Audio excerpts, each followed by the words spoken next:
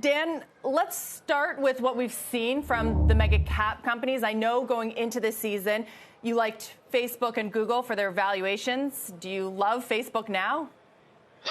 Well, if you remember, we tweeted out yesterday that we sold our Facebook in the aftermarket when we saw that comment on competition, because that just made no sense to us, in the sense that TikTok's been around since 2017 in its current form. So to have them say that when they haven't talked about it for the last several years just didn't make any sense. And to some degree, Facebook was a pandemic beneficiary in that, you didn't have much to do other than stay on social media. So, we violated a rule of ours, which was sort of stay away from things that might have benefited. Facebook, we thought, had some other positives, but clearly that was just outweighed by some of what else was going on. And quite honestly, the reports last night, bring that whole TikTok competition statement into question, because obviously Snap, which is more exposed, had good numbers relative. They beat the revenues, forward numbers went up. Mm-hmm. So it clearly wasn't affecting them, and Pinterest obviously not in the same league, but obviously their numbers were fine as well.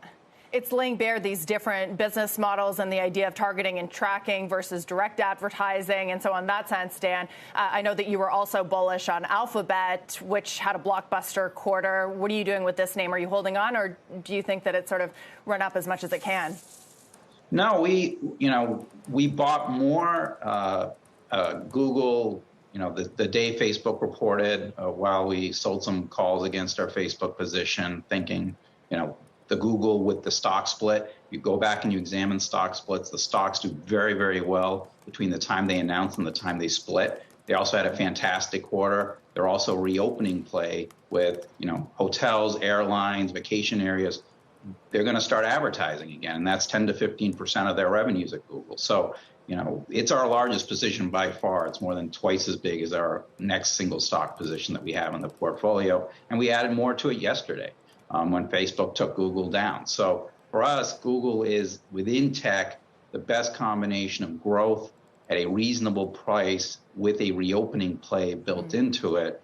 And that's where we'd rather be, while we have a whole bunch of shorts on, because, our still big picture view is S&P down 20% at some point this year. And it's going to be hard for most stocks to get out of that.